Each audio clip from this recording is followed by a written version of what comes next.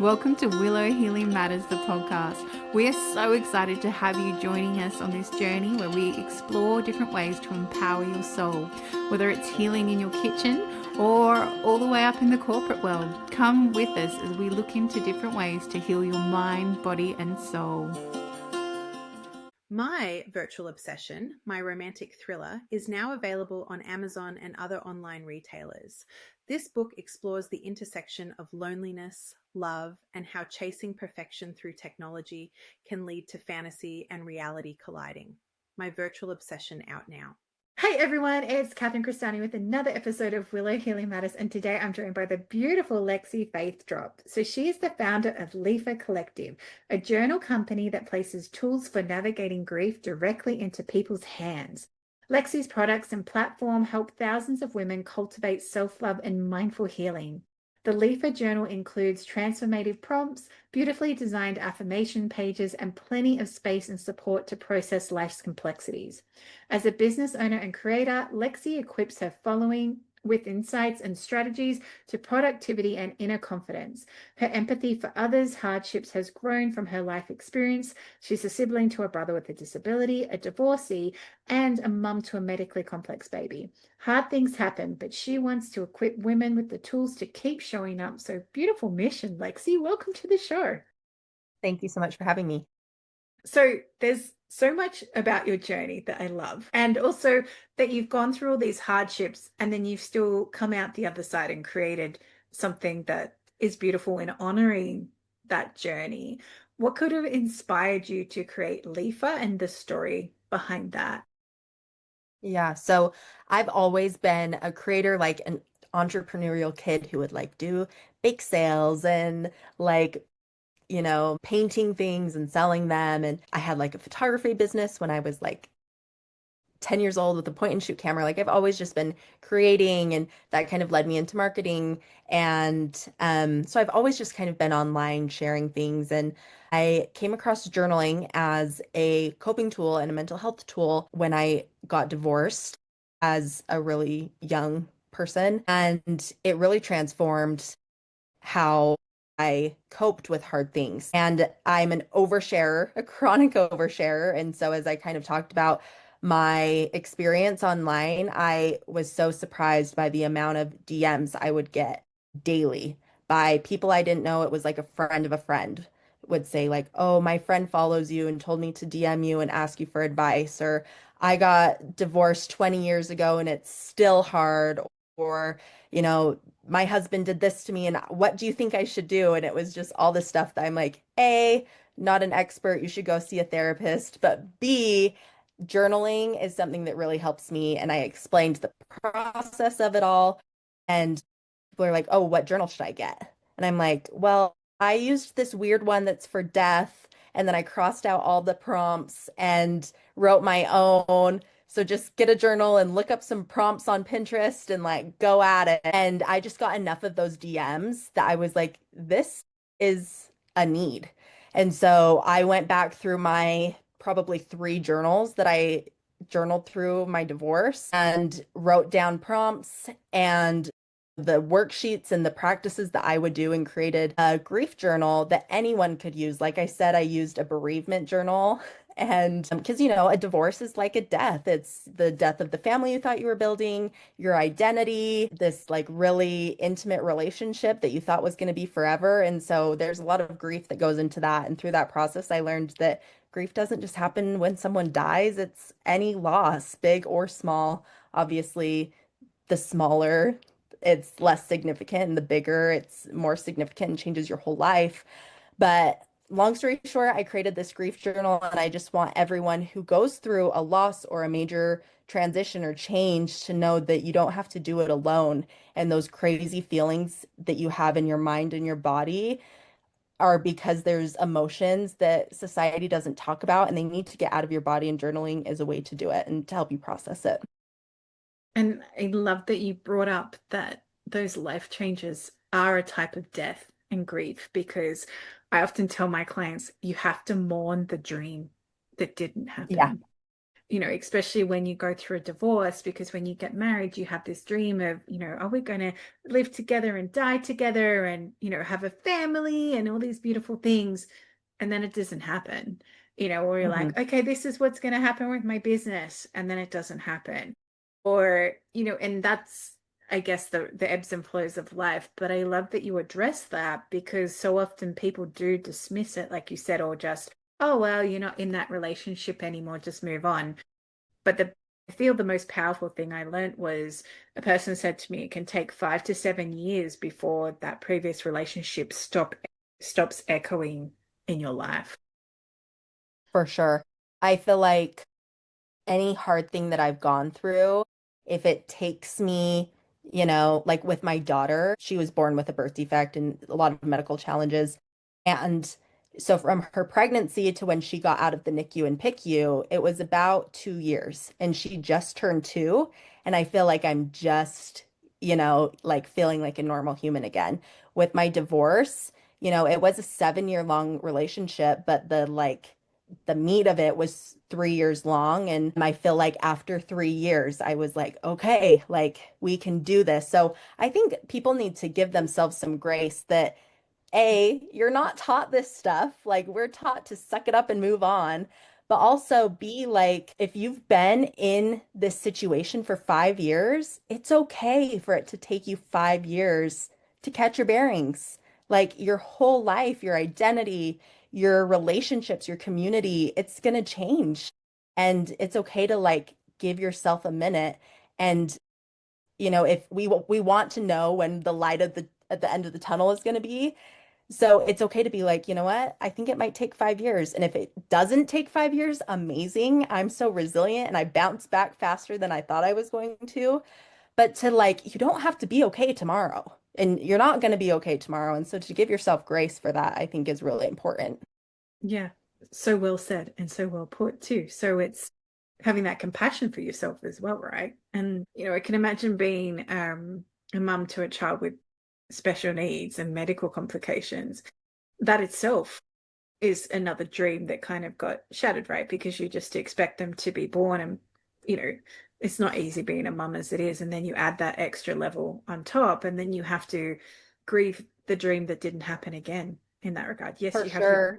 beautiful baby, but at the same time, there's all these other things that come up through that. Yeah, and it was a little bit of compounded grief. So if you've ever experienced something where your world falls apart and then something happens that like it can't get any worse than this and then it gets worse. My brother, who's just 3 years younger than me, has a disability. He has autism and a chromosome duplication. And so I've been a part of the disability community my entire life. My day job, I'm a marketing coordinator for a nonprofit that cares for families in our state with disabilities. So I'm like in the community. I've served my time. I have my badge. And then I'm like celebrating this beautiful baby girl that's going to get born. And then to hear that this diagnosis, it just was like, I already have this merit badge. Like, no. And so to that compounded grief is a lot, and I think that happens for so many people and it can feel so isolating, especially when no one in your circle is experiencing Mm. that compounded grief. It can be like, what is going on? Like, nothing good can ever happen to me. And that's just, it's not true, but it feels true and it's hard. And sometimes, like you said, you've created this journal. This journal's birthed from all these grief processes you've had to go through.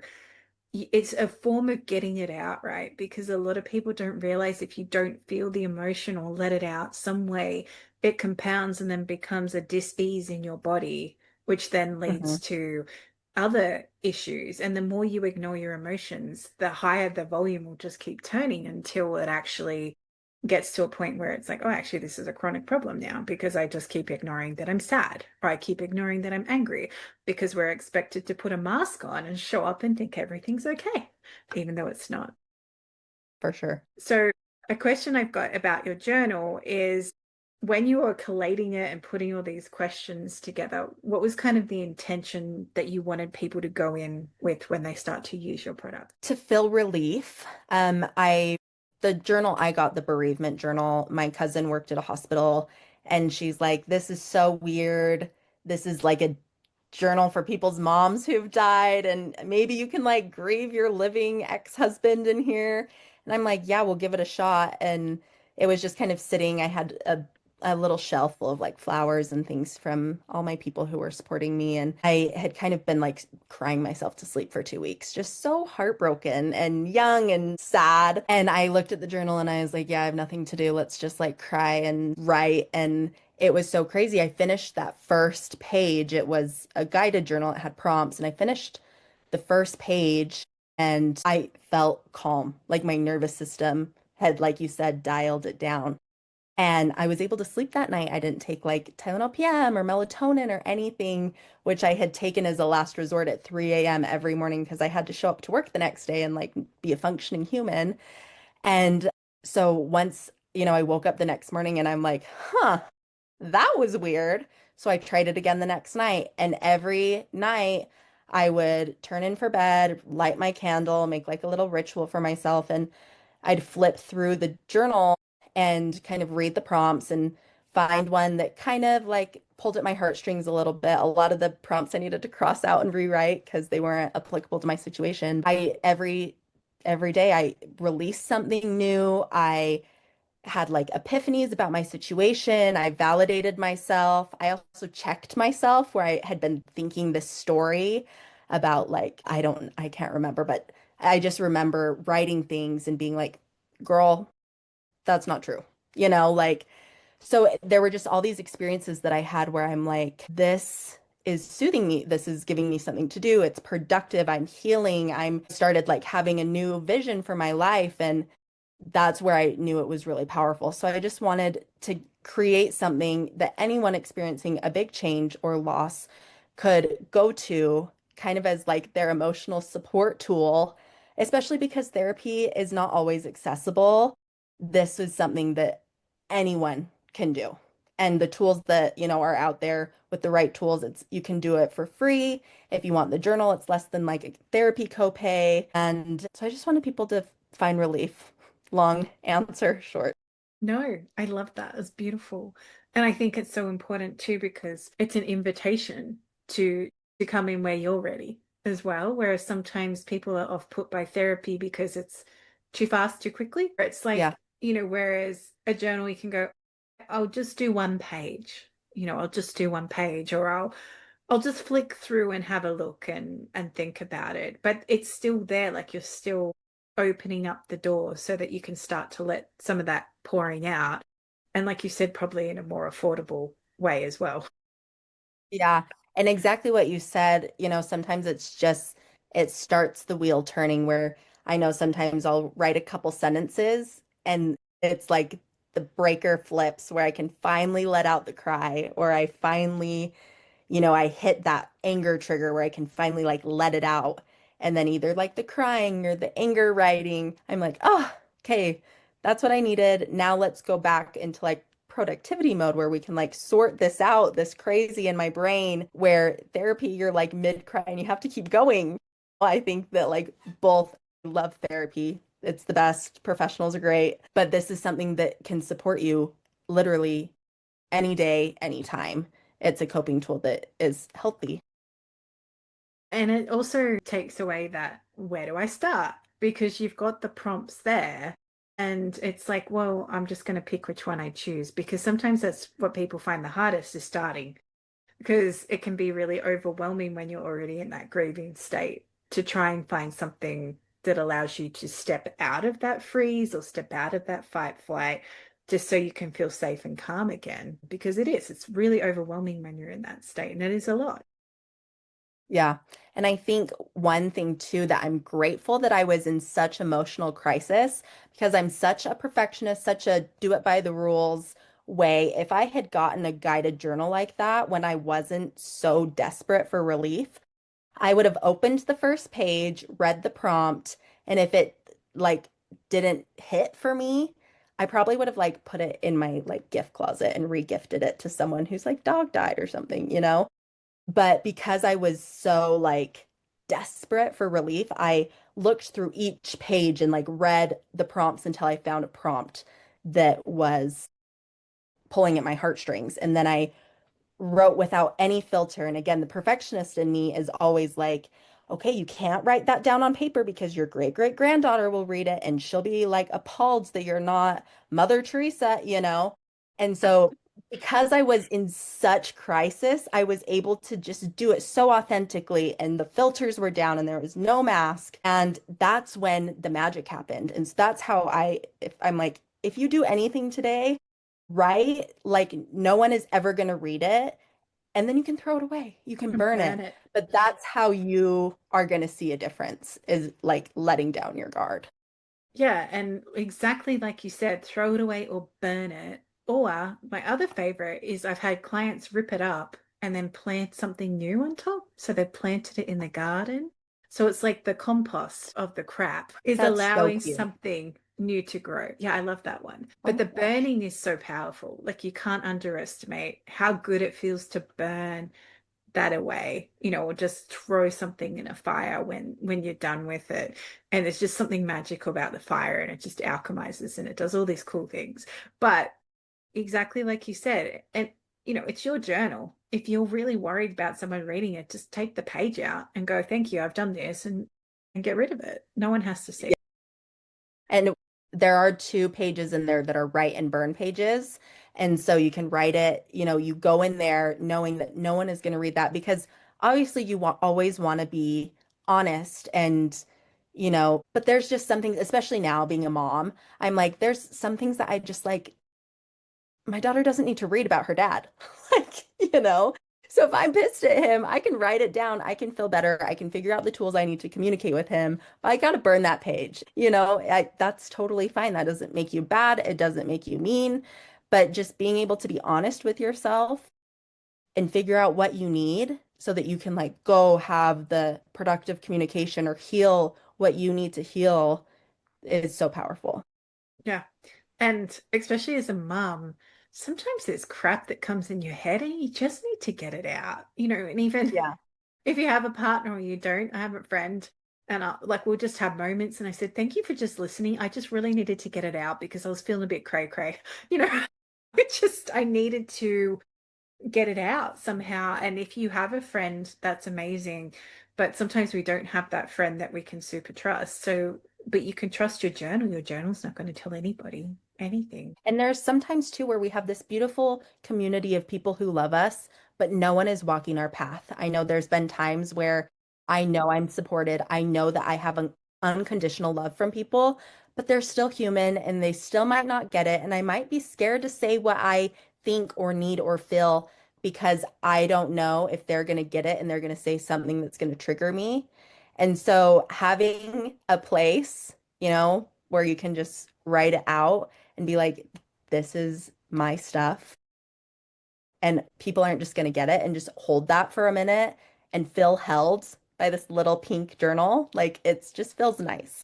Even though it's like an inanimate object, it's your buddy. Yeah, and at the same time, I get what you mean completely about people don't always understand when you're at. When I got divorced, I said that I lost a lot of my friends, not because they were Mhm. friends with my ex, but because it was almost like this feeling like they were going to catch divorce, because it made them insecure and made them reflect on their own relationships, and it was too much for Beautiful. them to handle. And then when I had my bub, I couldn't compare with anybody because we were choosing to raise him differently to what a lot of normal people do. Like it was like, I can't talk to you because you're not breastfeeding and I'm breastfeeding. So I can't compare those stories with you because you just bottle fed and you're giving me your opinion, but you chose a different route. And I'm not judging if you bottle fed or breastfeed. It's For just sure. they're not in the same boat as you. So it's like, okay, well, and the same again when you have a high needs child that's been through all that medical trauma, unless you find someone else that has had a child in a similar situation, they can sympathize, but they can't really empathize because they haven't been there. They can still show compassion, but sometimes people find that a bit tricky to do at the next level too. Yeah. And I love that your journal's pink, by the way. Thank you. I know it's very flamboyant, it's very out there, but when I am in my deepest, darkest, I'm not seeing the light stages, I have to find things that make me happy. And so sometimes that's like finding a symbol like a butterfly or something sparkly. Sometimes it's surrounding myself with happy colors like bright pink phone case, bright pink water bottle. Or when I got divorced, I just was so sad all the time. I felt like crap, but I had to show up to work. And so I got like really bright pink nails all the time so that I could like type and look at my hands and be at work and have that like sparkly, oh my gosh, there is something happy in my life.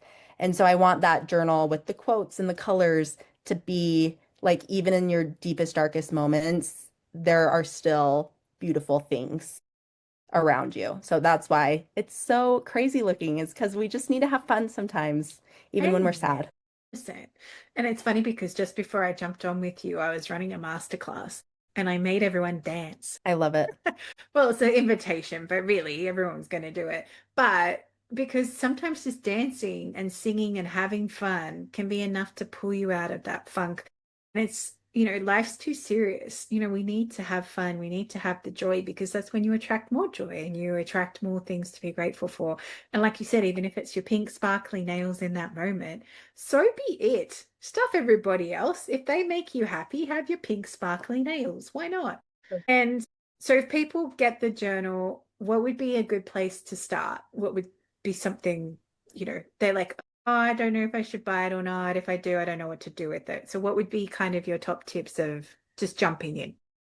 Yeah, so my top tips are let your guard down. Like, do not write with a filter. And so once you have that mindset in place, then start flipping through the journal and just reading the prompts. We have list prompts for those days where a whole page feels overwhelming. Sometimes it's just nice to jot out a list. So there's a prompt with lists, a numbered list, and then there's typical journal prompts where you can read through them and find something that pulls at those heartstrings that you're like, this is the one. And there's also some therapeutic worksheets, like some feelings things where you just circle what you're feeling. It helps you get really self-aware, some mental health check-ins. So just like flip through the pages. And if you know exactly what you want to write about in the back, there's some free write pages. So it really meets you where you're at, and the world is your oyster in there. I love that. And, I guess for anyone going, oh, it's really hard to journal, I want to say that it's not. Um, I journal all the time. Like I've actually got my journal next to me, because Yeah. sometimes you just need an outlet and play with the thoughts.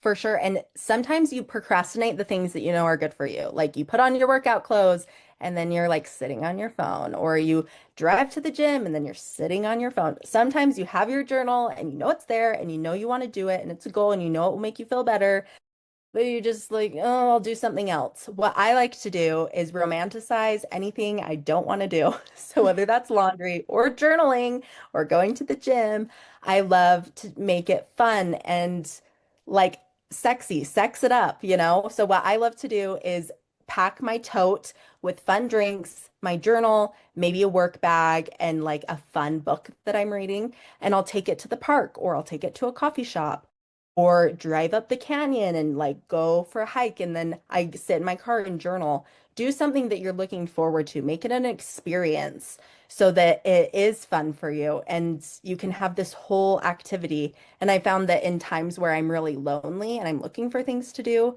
that fills my time with like actual magic, even though I'm writing about sad things. So, and then I also, another tip too is keep it in sight. Like, don't put it in a drawer because Mm. out of sight, out of mind. I have mine on my nightstand and it's out in the open so that when I get to bed, I see the book that I'm reading and my journal. And then I know like I should do those two things instead of doom scrolling on my phone. Because if they're in the drawer, I'm going to doom scroll. So I need them out where I can see them. Yeah, and I love those tips because we get distracted. And it happens, and we self-sabotage all the time. It's Yeah. just about putting this Guilty. guilty. Like I had every intention of cooking a really nutritious dinner, but I'm too tired and I'm gonna go get the takeout instead. For sure. Yeah. And it's okay. But I think taking accountability for that and being like, oh my gosh, I just wasted 2 hours on my phone. Information for next time. What systems are we going to put in place to do this different? You know, like don't beat yourself up. It happened. Don't say like, don't make excuses for yourself, but be like, I want to do something different. So like choose something different, you know? And if what you're currently doing isn't working for you, and you want to try journaling, choose something different, you know? That exactly. And trust what you feel pulled to do too. Hmm. It's that trust. It's like, okay, maybe journaling's not for you. Maybe you want to record little voice memos and go old school. You can Yeah, delete them go on a out. walk, go Yeah. get in nature and just like do a voice memo, talk and listen to it back and get reflective, get curious about it. Totally. And let those emotions out. Let them be felt. Yeah. And I think we have to recognize it too. I know when I started therapy, it was around the time of my divorce, and my therapist asked, like, how do you feel about that? And my mind was blank. And I was just looking at her. I don't know. I don't know how I feel. How do I not know? And she handed me this feelings wheel. It's a tool that was created by a therapist in the 80s. And I was reading all of the feelings. I felt like a preschooler who needed a feelings chart. But as I read each of the feelings, I was like, oh my gosh, I feel this one and I feel this one. It gave me all of this vocabulary to Mm. express how I was feeling. And that is what journaling helps me do. Even though journaling served me in different hard times of my life, it's not a tool that's like in the attic of my mind. I still need it because all of the experiences I'm experiencing now are new and I need the language to navigate them. And that is such a beautiful point you bring up, because if we can teach that to our children to have the language for the emotions, we create better children who are able to master their emotions. And sometimes we have to label our emotions for our children too. Like if I'm really stressed, well, I had this happen where I was incredibly stressed this one weekend. We were moving offices, all these weird things. And I said to my husband, my son, he was only a couple of years old at the time. I said, look, I'm actually just feeling really stressed at the moment, and because we've got to get all this done. So if I don't spend time with you very much this weekend, that's why. And all of my staff were like, he was so good. Like, you didn't, like, he was just, I said, because I gave him the words to understand he was feeling me. So he knew Yeah. what I was going through. And then they were able to go, actually, that's mum's, not mine. Well, and he knew that it wasn't about him. Like, 100%. oh, my mom's stressed about this thing instead of like, did I do something wrong? Is my mom mad at me? Like children fill in the gaps with context clues and with the information that they have. So if the information that they have and the context clues make them think that you hate them, like how amazing that you gave them the the information to say like this is why I'm acting this way and it's okay, these feelings are good, but also just FYI, like he's able to just be chill, you know? And it's teaching him to be human Yeah. because it's okay. Like you said, it's okay to have those emotions because it's part of the human experience. And we've been so conditioned to believe that we have to be constantly happy and joyful and blissful. And actually, no, that's just one end of the spectrum. We want to try and find our peace and our calm so that we can just enjoy life how we choose to. Yeah. And then there's no shame around those feelings when he experiences them because he Yes. knows that, like, my mom feels that and she handles it with grace and she tells me how she feels. She communicates, like, I can be stressed. I don't have to feel shame about being stressed. And as we start to finish our time together, Lexi, I asked the guests that come on the show, if you could heal or change something in the world, what would it be? Think shame, going back to what I was just talking about, that has been an emotion that has been coming up for me and my family a lot this past year, and how it manifests differently in men and women. And I think if we could give ourselves more grace, we would give others more grace. I know that in times of my life when I've been the most judgmental, it's because I'm judging myself to such a high standard. Therefore, I'm judging others to that high standard that I have for myself. So I think if we could have more love for ourselves and accountability, we would have love for others and heal that shame wounds, the Yeah. shame wound. Yeah, it's a big one. And especially mum guilt. That's the other big one. I know. It's like, yeah. Anyway, that's a whole other podcast. It But is a whole other podcast, but amen to that. and if people want to come and buy your journal, Lexi, or follow you or check out what you're doing, where can they find you? So you can get the journal at lefacollective.com, LEFA Collective. And you can use the code Catherine15 to get 15% off of your purchase. We have journals and mental health worksheets and tools. There's also a sibling journal on there if anyone has a child with a disability or a mental illness and they have other children in the home. Sometimes they're the ones that are least in crisis. And so there's a journal for those siblings. And then if you want to just hang out with me online, you can find me on all platforms. LEFA Collective is my handle for my business. And then my personal accounts are Lexie Faith Dopp. Beautiful. And I'll make sure to put all those details in the show notes. And thank you for your generous 15% off for all our listeners. That's beautiful and amazing. And I love that you have a journal for siblings, because it is, because my background's as a speech language pathologist working with children with autism. So it is so true. Like a lot of the time, their parents have guilt around the siblings not getting as much attention or not getting what they feel that they need. So what a beautiful outlet to have for them, and something that honors them, the same thing, that it can be really special in their lives too. Yeah, I'm a sibling myself. My brother, just younger than me, has a disability. So I know firsthand that sometimes, parents are doing the best they can and we got to heal that stuff later. But I just know that being taught this coping tool would have really helped me in the times that our house was not as happy as a home as it could have been.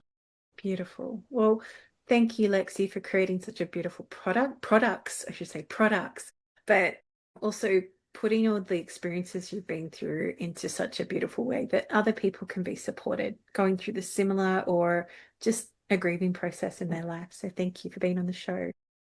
Thank you so much for having me. Are you looking for an afternoon boost to support you until the children go to bed, or to get through that evening meeting?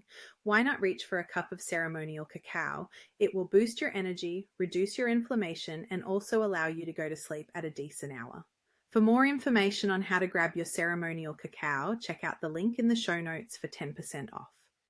Thank you for listening to Willow Healing Matters, the podcast. We have so much love and gratitude that you have taken the time out of your day to empower you on your healing journey. The views shared by the person being interviewed might not necessarily reflect that of the host and should be used at your own discernment. Trust what resonates for you and follow your heart and soul guidance. If you have any underlying medical conditions or mental health issues, please consult with your healthcare provider before pursuing any of the recommendations. Likewise, you can always contact the person being interviewed to find out more information. This can be found in the show notes. Remember to activate, align, heal, empower, and find love in everything that you do.